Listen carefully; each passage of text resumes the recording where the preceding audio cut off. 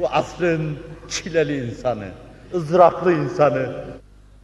Başımdaki saçlarım adedince başlarım olsa, her gün biri alınsa, hakikati Kur'aniye'ye feda olan bu baş, zındıkaya teslimi silah etmeyecektir diyen büyük baş.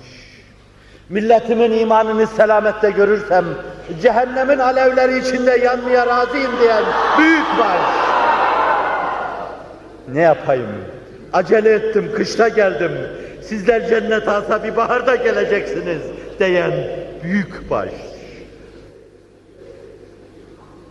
Sizi bekleyen onlardı.